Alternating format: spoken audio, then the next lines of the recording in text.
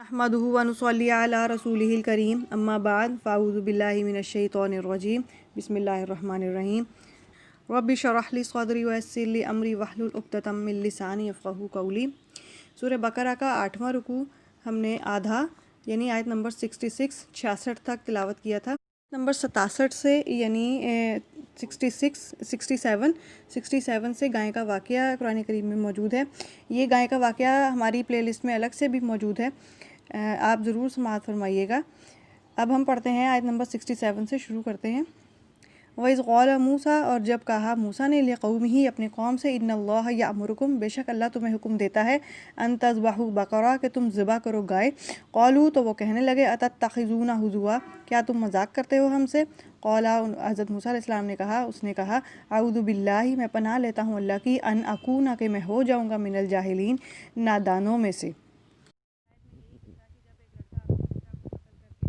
अच्छे लोगों के घरों के पास उनकी लाश को वहाँ फेंक आता है तो और उन पर इल्ज़ाम लगाता है कि इन्होंने मेरे चचा को कत्ल किया है, तो वो लोग तो कहते हैं कि हमने नहीं किया। ज़ाहिर है अब उन्होंने नहीं किया था तो वो इस चीज़ को नहीं मानते।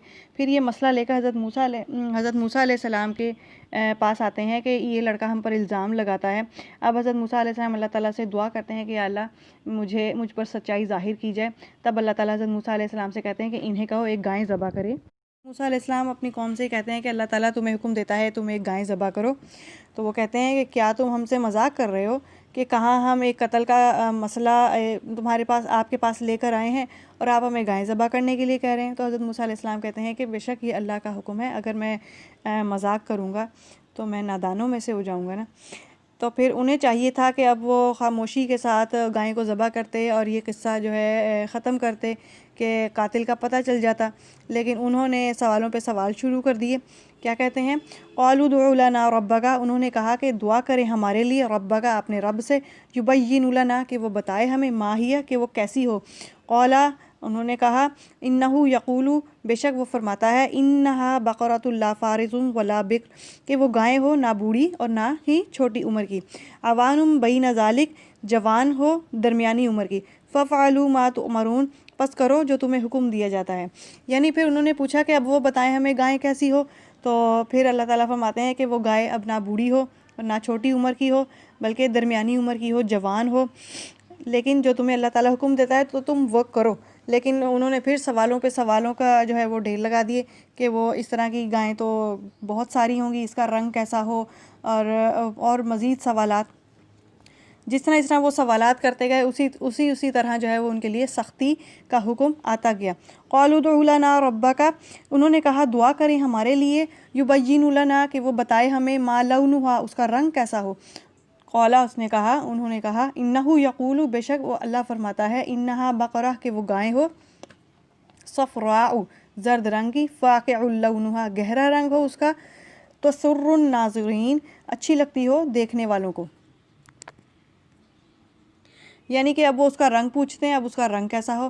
फिर अल्लाह फरमाता है कि जर्द रंग की हो, गहरे जर्द रंग की हो, और देखने वालों को अच्छी मालूम होती हो, अच्छी लगती हो। अगला सवाल, क़ालू उदउ लना रब्बका, उन्होंने कहा दुआ करें हमारे लिए अपने रब से, युबय्यिन लना मा हिया, कि वो बताए हमें वो कैसी हो, यानी कि वो किस तरह की हो, या किस तरह की क्या उसकी और कोई निशानी हमें बताएं, वो कैसी होनी चाहिए। इन्नल बक़रा तशाबह अलैना, क्योंकि इस तरह की गायें तो बहुत सारी होंगी और हमें सही जो है कोई निशानी हम पर वाज़े करें। व इन्ना इंशाअल्लाहु, और बेशक हम अगर अल्लाह चाहेगा, ला मुहतदून, ज़रूर हिदायत पालेंगे। फिर वो ये पूछते हैं कि आप वो बताएं हमें किस तरह की हो, या वो कोई मखसूस कोई निशानी बताएं, अगर अल्लाह ने चाहा तो हम ज़रूर हिदायत पालेंगे। तो क़ालू इन्नहु यक़ूलु, उन्होंने कहा बेशक अल्लाह फरमाता है, इन्नहा बक़रा, कि वो गाय हो, ला ज़लूलुन, ना सदी हो, मतलब ना काम वाली हो, तुसीरुल अर्ज़, ना जोतती हो ज़मीन, यानी ज़मीन में ना उसने हल चलाया हो, वला तस्किल हर्सा, ना उसने खेती को पानी दिया हो, मुसल्लमतुल ला शियत फ़ीहा, बेऐब हो, कोई दाग ना हो इसमें। क़ालुल आना जिअता बिल हक़, वो बोले अब तुम लाए हो ठीक बात।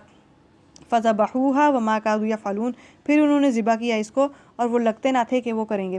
پھر اللہ تعالیٰ نے ایک مخصوص یعنی نشانی بتا دی کہ نہ اس نے کوئی کام کیا ہو، نہ اس نے کبھی کھیتی کو پانی دیا ہو کہ بے عیب ہو، نہ اس میں کوئی بھی چوٹ کا نشان ہو، بالکل جوان ہو، اچھی ہو، کوئی اس میں داغ نہ ہو۔ تو پھر انہوں نے کہا کہ اب آپ لائے ہو صحیح نشانی، تو پھر انہوں نے اس کو ذبح کیا۔ اللہ کہتا ہے کہ جس طرح کہ وہ سوالاتوں پہ سوالات کر رہے تھے، مجھے نہیں لگتا تھا کہ وہ گائیں ذبح کر دیں گے۔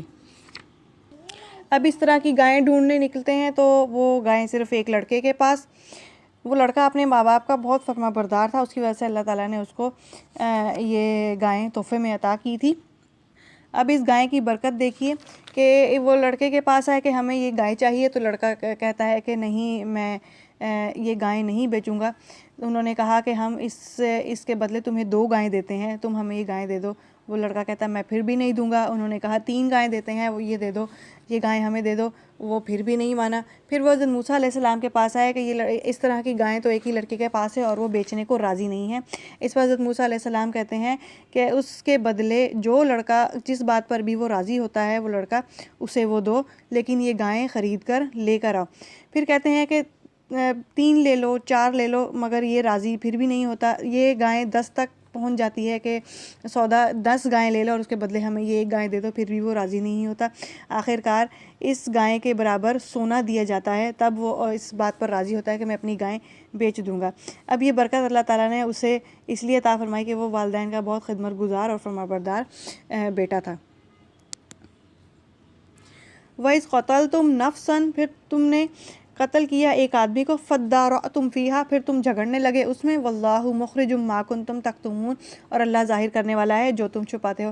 اللہ تعالیٰ کہتا ہے اس لڑکے نے ایک آدمی کو قتل کیا، تم اس میں جھگڑتے ہو کہ یہ جو ہے دوسروں پر الزام لگاتے ہو، پھر دیکھنا اب اللہ تعالیٰ کس طرح ظاہر کرتا ہے اس کے گناہ کو۔ تم کیا سمجھتے ہو کہ اللہ کو کچھ نہیں معلوم؟ اللہ سب کچھ جانتا ہے، جو کچھ بھی تم ظاہر کرتے ہو یا جو کچھ بھی تم چھپاتے ہو۔ فَقُلْنَا اضْرِبُوهُ بِبَعْضِهَا، پھر ہم نے کہا کہ مارو اس کا ٹکڑا اسے، كَذَلِكَ يُحْيِي اللَّهُ الْمَوْتَى، اس طرح زندہ کرے گا اللہ مردے کو، وَيُرِيكُمْ، اور تمہیں دکھاتا ہے، آیاتہ، اپنی نشانیاں، لَعَلَّكُمْ تَعْقِلُونَ، تاکہ تم غور کرو۔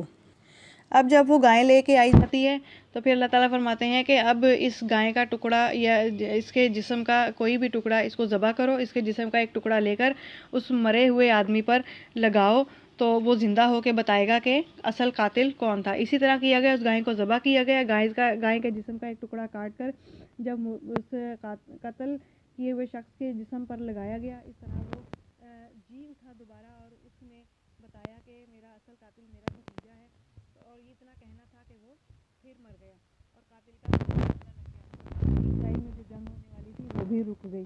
اس طرح اس کے بھتیجے کو پکڑ لیا گیا اور اس کے بدلے میں اس کو قتل کیا گیا۔ تو دیکھیں کس طرح اللہ تعالیٰ نے ایک بہت بڑا فتنہ پیدا ہونے سے بچا لیا۔ قرآن کریم میں بیان کیا گیا ایک گائیں کا قصہ۔ یہ قصہ آیت نمبر 67 سے آیت نمبر 73 تک مکمل ہوتا ہے۔ اگلی نشست میں ہم 9واں رکوع پڑھیں گے۔ وآخر دعوانا ان الحمد للہ رب العالمین۔